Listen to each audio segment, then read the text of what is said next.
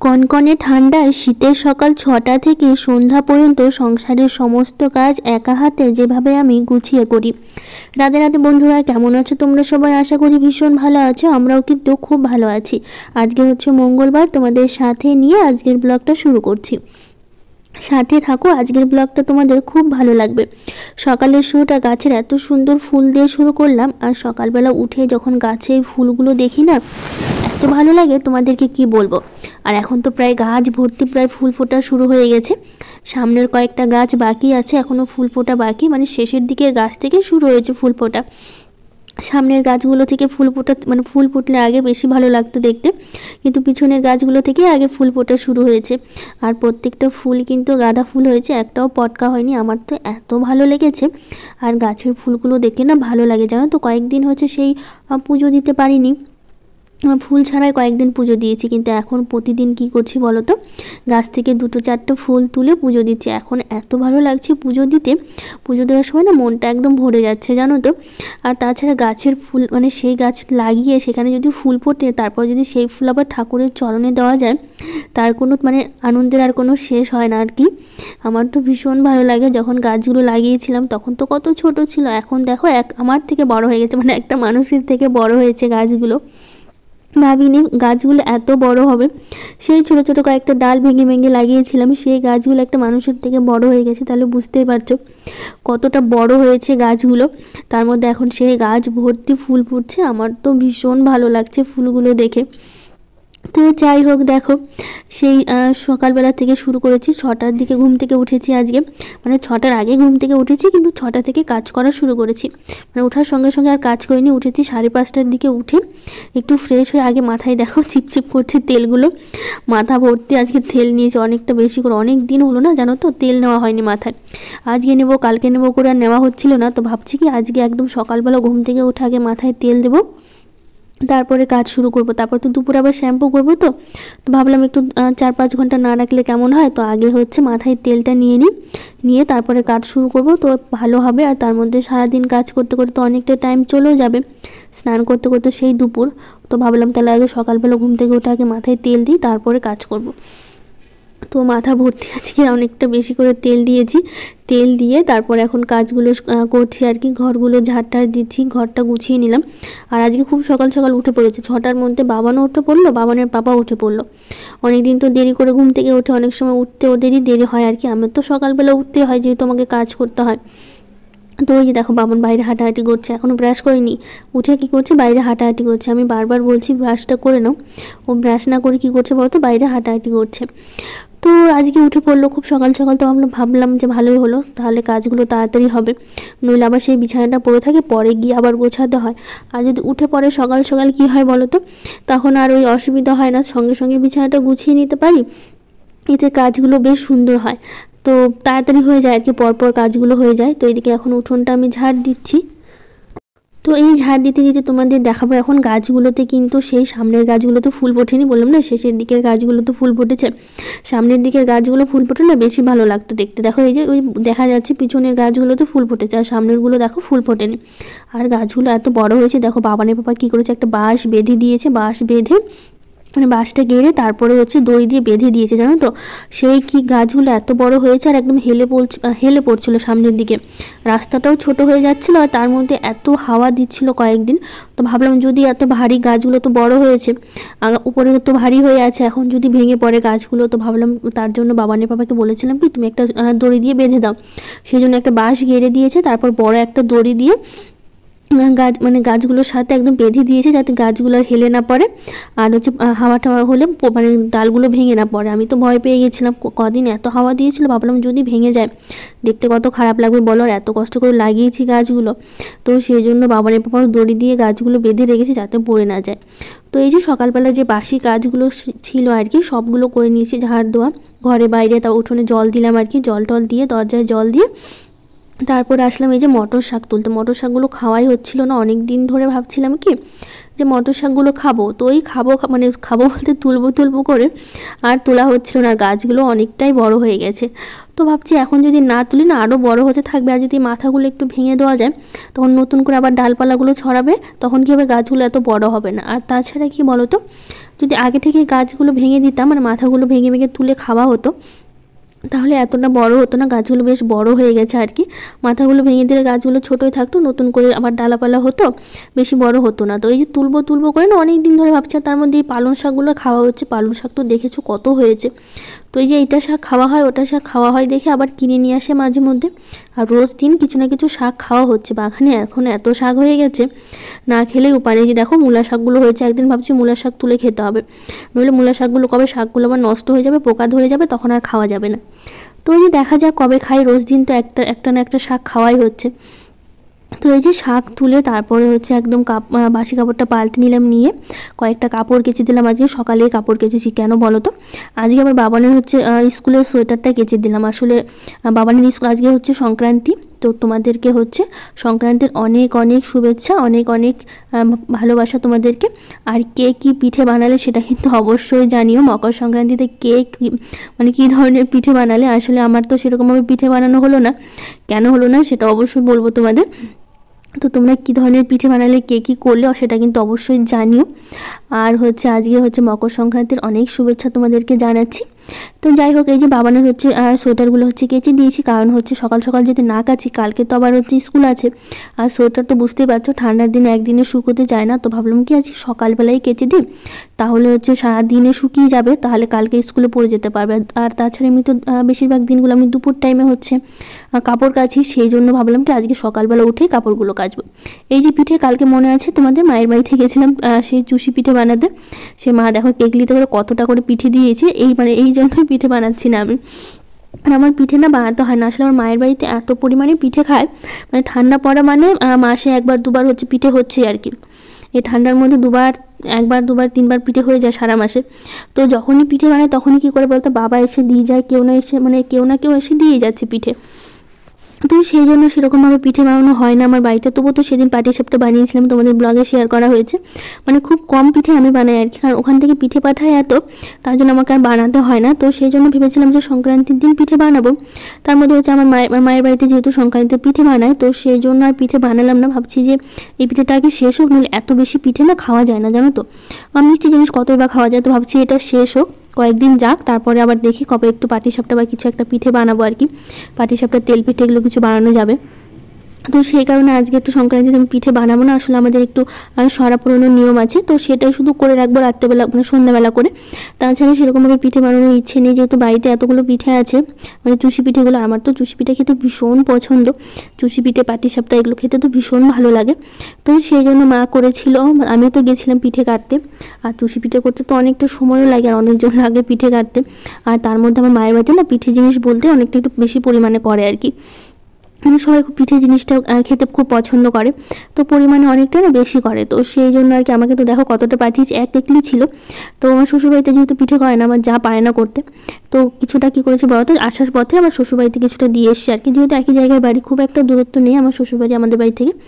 তো সেই জন্য আসার পথে, মায়ের বাড়ি থেকে আসার পথে শ্বশুরবাড়িতে ঢুকেছিলাম, ওখানে কিছুটা মানে যতটা দেখলাম মানে ভর্তি ছিল ক্যানটা, মানে অর্ধেকটা হচ্ছে শ্বশুরবাড়িতে দিয়ে এসেছি, আর অর্ধেকটা আমি আবার নিয়ে এসেছি। প্রতিবারে আমি যখন পিঠে করি শ্বশুরবাড়িতে পাঠানো হয়, আমার মায়ের বাড়ি থেকে পিঠে পাঠালে তখন আমি ওদেরকে পাঠিয়ে দিই, যেহেতু ওরা বানাতে পারে না দেখে আমার যা, তো সেই জন্য হচ্ছে ওরা পিঠে খাওয়া হয় না, আমি না দিলে আর পিঠে খাওয়া হয় না আর কি। তো আমি মোটামুটি পারি আর কি, তো সেই জন্য যখনই আমি করি বা মায়ের বাড়ি থেকে দেয় তখনই শ্বশুরবাড়িতে দিয়ে আসি। তো আসার পথে শ্বশুরবাড়িতে দিয়ে তারপর আবার বাড়িতে নিয়ে এসেছি আর কি। কালকে গেছিলাম যেহেতু মায়ের বাড়িতে, সন্ধ্যার দিকে চলে এসেছিলাম আর কি পিঠে নিয়ে। তো এইদিকে দেখো এখন হচ্ছে সেই রান্নাবাড়ি করছি, এখন ডিমের ঝোল করবো, আজকে অমলেট করে ডিমের ঝোল করবো, মানে করছি আর কি, অমলেট করে ডিমের ঝোল, আর হচ্ছে শাক ভাজা করবো, মানে এই মটর শাকগুলো তুললাম সেগুলো। আর অমলেট করে ডিমের ঝোল করছি কেন বলতো, আসলে বাবানের বাবা কি বলতো, গোটা গোটা সেদ্ধ ডিমের ঝোল না খেতে একদমই পছন্দ করে না, মানে গোটা ডিম খেতে পছন্দ করে না। ও শুধুমাত্র অমলেট করে যদি ডিমের ঝোল করে দিই তাহলে খেতে একটু পছন্দ করে। তো ওই সকালবেলা আমি বললাম যে ডিমের ঝোল করি, তো বলছে কি যে তুমি গোটা ডিমের ঝোল করো না, তুমি অমলেট করে দাও তাহলে ভালো লাগবে খেতে।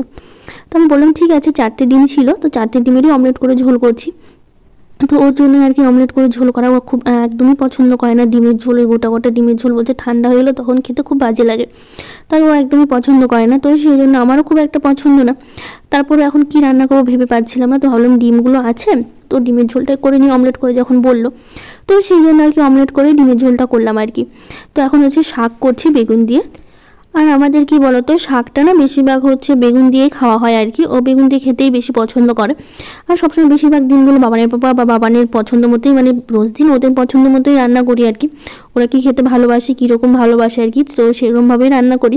আর বাবানের পাপা হচ্ছে বেগুন দিয়ে শাকটা খেতেই পছন্দ করে, তো সেই জন্য বেগুন দিয়ে হচ্ছে মটর শাকটা করবো।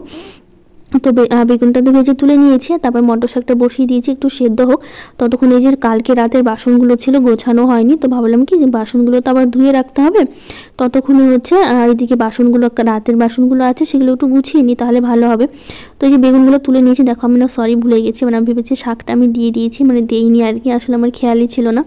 তো যাই হোক এখন শাকটা দিচ্ছি আর কি, বেগুন ভাজাটা মানে বেগুনটা ভেজে তুলে নিয়েছি, তো শাকটা কালো জিরার কাঁচা লঙ্কা ফোড়ন দিয়ে শাকটা দিলাম। তো একটু লবণ দিয়ে না একটু ঢাকা দিয়ে রেখে দেবো, তো কিছুক্ষণ সেদ্ধ হতে সময় লাগবে শাকটা। আর হচ্ছে একটু শাকে তো লবণ দিলে জল ওঠে, তো ওই জলে শাকটা অনেকক্ষণ সেদ্ধ হয়ে যাবে। তো ভাবলাম কি ওইদিকে শাকটা সেদ্ধ হোক, ততক্ষণে যে বাসনগুলো আছে সেই বাসনগুলো মেজে নিই আর কি, তাহলে কাজটা কিছুটা এগিয়ে থাকবে, তাহলে একসাথে দুটো কাজ হয়ে যাবে। নইলে এই বাসনগুলো রেখে দিলে পরে তো সে আবার অনেকগুলো মাজতে হবে। তো ভাবলাম এগুলো মেজে নিই, সব রান্নার যেগুলো বাসন আছে, রান্নাও তো প্রায় শেষ, শুধু ডিমের ঝোল আর শাক ভাজা করছি, সেরকম আর কিছু রান্না করা হচ্ছে না আজকে। তো ভাবলাম যে এদিকে বাসনগুলো আছে মেজে নিই, তো রান্না শেষে শুধু কড়াইটা মাজলেই হয়ে যাবে আর কি। তো সেই জন্য হচ্ছে এই যে কটা বাসন এঁঠো হয়েছিল এতক্ষণে, মানে রান্না করতে করতে তো অনেক বাসনই লেগে যায়, তো যে কটা বাসন আর কি একটু নোংরা হয়েছিল সব বাসনগুলো এই যে ঝুড়িটা শাক কেটে রেখেছিলাম, সব বাসনগুলো হচ্ছে এখন রেখে দিচ্ছি। একটা হচ্ছে ভাতের হাঁড়ি উপর করা হয়েছিল, আবার আলু সেদ্ধ করা হয়েছিল ডিমের ঝোলের জন্য। তো এই কটা বাটি আর এই যে সকালবেলা একটু পিঠে খাওয়া হয়েছিল, তার যে পিঠেটা নিলাম না ওটা তো আমি খেয়েছি। আসলে আমার কাজ করতে করতে দেরি হচ্ছিলো দেখে বাবানের বাবান কী করছে নিজে নিজে ওরা পিঠে নিয়ে খেয়ে নিয়েছে সকালবেলায়। তো এইদিকে আমি রান্না করতে করতে বাবানের পাপা আজকে আবার খুব তাড়াতাড়ি স্নান করে নিয়েছে, তো বললো যে আমি পুজোটা দিয়ে দিচ্ছি আজকে তাহলে। তো সেই জন্য হচ্ছে ওই আজকে পুজোটা দিয়ে দিয়েছে, তো আমাকে তো আর পুজো দিতে হবে না, ওই আজকে সকাল সকাল স্নান করে নিয়েছে। আর রোজ দিনই করে, কিন্তু রোজ দিন একটু দেরি হয়ে যায়, স্কুলের টাইমটা হয়ে যায় আর কি, তো রাত স্নান করতে করতে খাওয়ার টাইমটা হয়ে যায় থেকে পুজো দিতে পারে না। কিন্তু যেদিন যেদিন কী হয় বলো তো একটু তাড়াতাড়ি হচ্ছে মানে স্নানটা করে না, সেদিন ওই নিজেই পুজোটা দিয়ে দেয় আর কি। তো আজকে একটু তাড়াতাড়ি স্নানটা করে নিল, তো ও বললো যে আমি পুজোটা করে নিচ্ছি তাহলে, বললাম ঠিক আছে করে নাও তাহলে, একজন করলেই হলো, দুজনের মধ্যে যে আগে করে আর কি। তো ওইদিকে পুজোটা করছে, আর এদিকে দেখো আমার রান্না হয়ে গেছে একদম, ডিমের ঝোল আর শাক ভাজা করে নিয়েছি, আর তো কিছু রান্না নেই। তো আজকে আবার বাবানের স্কুল ছুটি আছে, যেহেতু মকর সংক্রান্তির জন্য না বাবানের স্কুল ছুটি দিয়েছে, কিন্তু বাবানের পাপার স্কুল আবার ছুটি নেই, ওকে স্কুলে যেতে হবে। তো বাবানের ছুটির জন্য বাবান আজকে স্কুলে যাবে না, কিন্তু বাবানের পাপা যাবে দেখে একটু তাড়াতাড়ি রান্নাবাড়ি করছি। আর তার মধ্যে টাইমের আগে রান্না হয়ে যায় আমার প্রতিদিন আর কি, 9:30টার মধ্যে রান্নাটা শেষ করে ফেলি। ও তো 10টার দিকে বেরোয়, তো খেতে খেতে একটু সময় লাগে, তারপর রেডি হতে একটু সময় লাগে, তো সেই জন্য 9:30টার মধ্যে প্রতিদিন আমি রান্নাটা শেষ করি আর কি, যাতে হচ্ছে সুন্দরভাবে মানে সুস্থভাবে খেয়ে আর কি স্কুলে যেতে পারে। তো সেই জন্য আর কি রান্নাটা আমার হয়ে গেছে, হয়ে যাওয়ার পর এই যে বাইরে একটু হালকা পাতলা রৌদ্র ওঠে, প্রতিদিন এটা আমাদের হয়েছে, যেদিনই সকালবেলা করে একটু রৌদ্র পায় না তখনই বাবানের বাবা বলে কি ভাত নিয়ে বাইরে আসো, এখানে রোদে বসে খায়। ও রোদে বসে খেতে ভীষণ পছন্দ করে, আমারও ভালো লাগে, শীতের সময় না রোদে বসে ভাত খাওয়ার কিন্তু মজাই আলাদা, আমার তো ভীষণভাবে ভালো লাগে। প্রতিদিনই প্রায় বলতে পারো, যেদিন এই 9:30টার মধ্যে রোদ চলে আসে আর কি ওখানে, মানে আমাদের দরজার সামনে, সেদিনই কী করে বলো তো ওখানে বসে বসে ভাত খাই। আবার যেদিন রৌদ্র আসে না তখন ঘরের মধ্যে খাওয়া হয়, কিন্তু বেশিরভাগ দিনগুলো প্রায় রৌদ্র চলেই আসে, কোনো কোনো দিন বাদ পড়ে, যেদিন একটু কুয়াশা বেশি থাকে সেদিন বাদ পড়ে, কিন্তু যেদিন যেদিন রৌদ্র ওঠে না সেদিন সেদিন কী করে বলো তো ওই বাইরে বসে আমরা খাবার মানে ভাতটা খেয়ে নিই, ভালোও লাগে। তো এই যে খাওয়া দাওয়া শেষ করে, তো যে কটা আবার বাসন হয়েছিল আর কি খাওয়ার পর, তো আবার কয়েকটা এঁঠো বাসন হলো, থালাগুলো সেটা খুব ভালো করে মেজে নিলাম, নেওয়ার পর তারপর কড়াইটা যা ছিল রান্না করার পর কড়াইটা, তারপরে হচ্ছে বেসিনটা ভালো করে পরিষ্কার করে নিয়ে তারপরে বাবানের বাবা তো চলে গেল স্কুল, আর বাবান তো বাড়িতেই আছে, ওকে আবার স্নান করবো একটু পরে। গরম জলটা বসিয়ে দিয়েছি, যেহেতু ঠান্ডার সময় না গরম জল ছাড়া না একদমই স্নান করতে পারি না জানো তো, মানে আর ট্যাঙ্কির জল তো বুঝতেই পারছো কত মানে কী পরিমাণে ঠান্ডা থাকতে পারে, ট্যাঙ্কির জল তো স্নান করা অসম্ভব আর কি। তো সেই জন্য কী করবো, তো রোজ দিন ওই গরম জল করে স্নান করতে হয়, তার মধ্যে হচ্ছে এই ঠান্ডার মধ্যে গরম জল ছাড়া স্নান করার একদমই মানে পাই না আর কি ঠান্ডার মধ্যে। আর কলের জলগুলো না খুব গরম হয়, মায়ের বাড়িতে যাই তখন তো আর গরম জল লাগে না, কলের জল কিন্তু খুব গরম হয়, কিন্তু এই যে মোটর চালালে তো সঙ্গে সঙ্গে গরম জল বেরোয়, কিন্তু যে ট্যাঙ্কিতে গিয়ে কিছুক্ষণ জমে থাকে তারপরে হচ্ছে ঠান্ডা শুরু হয়ে যায়। জলগুলো তো কী পরিমাণে ঠান্ডা। সকালবেলা উঠে যখন কাজগুলো করি না, কি যে আঙুলগুলো মনে হচ্ছে ব্যাকা হয়ে যায় জানো তো ঠান্ডার চোটে। এত পরিমাণে ট্যাঙ্কির জলগুলো ঠান্ডা থাকে, সকালবেলা তো খুব কষ্ট হয় জল ঘাটার সময় আর কি। তার জন্য কী করি বলতো, রাতে করে তো বাসনগুলো সব মেজে রাখি সকালবেলা, যাতে বেশি জল ঘাটতে না হয়। বলে এই রাতে এঁঠো বাসন রেখে দিলে আঙুলগুলো মনে হচ্ছে ব্যাকা হয়ে যাচ্ছে আর কি সকালবেলা যখন মাজি আর কি। আর তাছাড়া এমনিতেও তো তোমরা প্রতিদিনই দেখো সকালবেলাতে গরমের সময় আমি একই কাজ করি আর কি, মানে এঁঠো বাসন রেখে দিই না। আর রাতের বেলায় হচ্ছে সব মেজে গেছে, রান্নাঘরটা খুব ভালো করে পরিষ্কার করে সুন্দর করে রাখি। তারপর এই যে কালকের জামা কাপড়গুলো ছিল, তোমাদের তো রোজ দিন দেখো প্রতিদিন আমার এই জামা কাপড় গোছানো আর কাচা, এই দুটো কাজ আমার রোজ দিনই থাকে। এত পরিমাণে কাছাকাছি করতে হয় আর এত রোজ দিন সেই জামা কাপড় গোছানো একটা মানে রোজ দিনের একটা রুটিন হয়ে গেছে যে জামা কাপড় গোছাতে হবে আর কাচতে হবে আর কি। তো কালকের যে জামা কাপড়গুলো ছিল সেগুলো হচ্ছে এই যে সন্ধ্যাবেলা করে নিয়ে এসেছি। সন্ধ্যাবেলা করে নিয়ে আর কাজ করতে ইচ্ছে করে না জানো তো, এত পরিমাণে ঠান্ডা লাগে তখন এই লেপের নিচে ঢুকলে আর উঠতে ইচ্ছে করে না। ভাবে তো সকালবেলার টাইমটায় কাজ করবো, আর মানে সকালবেলার টাইমটা কাজ করতে না বেশি ভালো লাগে। মানে পরপর যতগুলো কাজ আছে সব কাজ শেষ করবো, তারপরে চুপচাপ বসে থাকবো আর কি, এটাই প্রতিদিন আমি করি। তো ওই যে আজকেও সেই একইভাবে করলাম আর কি। কালকে সন্ধ্যা বিকেলবেলা আর কি জামা কাপড়গুলো ছাদ থেকে পেরে এনে আর গোছানো হয়নি, তো সবগুলো রাখা ছিল। তো আজকে হচ্ছে যে এখন গুছিয়ে নিলাম নিয়ে। আর এই যে বাবানের পাপা হচ্ছে বাবানকে পড়িয়ে মানে পড়াচ্ছিল সকালবেলা করে, পড়ায় তারপর তো খেয়ে দিয়ে স্কুলে বেরিয়ে গেল। তোমাদের তো বললাম বাবানের আজকে ছুটি আছে, বাবান বাড়িতেই আছে। তো সেই জন্য এই যে বিছানায় বই ছিটানো ছিল, বই পড়ার পর তার গুছিয়ে রাখে না যতক্ষণ আমি না গোছাবো, আমি না গোছালো আর হয় না আর কি। তো সেই জন্য এই যে বইগুলো গুছিয়ে নিলাম, জামা কাপড় যা যা ছিল সব ভালো করে গুছিয়ে নিয়ে তারপর হচ্ছে এখন ঘরগুলো মুছে নিচ্ছে। আর এদিকে তো বললাম না জলটা বসিয়ে দিয়েছি, তা ঘরটা মুছে নেওয়ার পর বাবানকে স্নান করে দেবো আজকে। তো আমি ভাবলাম কি আজকে আমি স্নান করে দিই, মাঝে মধ্যে আমি স্নান করে দিতে পারি না। সকালবেলা হচ্ছে রান্না বান্না নিয়ে এতটা ব্যস্ত থাকি, তো বাবানের বাবা বেশি স্নান করে দেয়, নাহলে বাবানকে জল দিয়ে দিই গরম জল, বাবা নিজে নিজে স্নান করে নেয়। আর বাচ্চা মানুষ তো কতই বা ভালো করে স্নান করতে পারে। তো আজকে ভেবেছি বেশ শ্যাম্পু দিয়ে সাবান দিয়ে ঘষে ঘষে স্নানটা করিয়ে দেবো।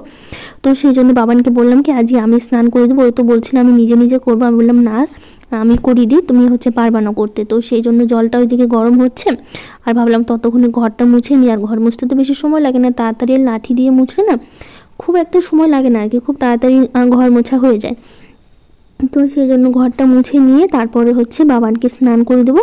তারপর আমাকে আবার শ্যাম্পু করা বাকি আছে, আর স্নান করব শ্যাম্পু করব, তো ব্যাস কাজ একদমই শেষ, আর কোনো কাজ নেই আর কি। তাছাড়া হচ্ছে সকালে তো বাবানের বাবা দেখলে তোমরা, সকালে বাবানের বাবা পুজোটা দিয়ে দিল, তো সেই জন্য আমাকে আর পুজো দিতে হবে না আজকে।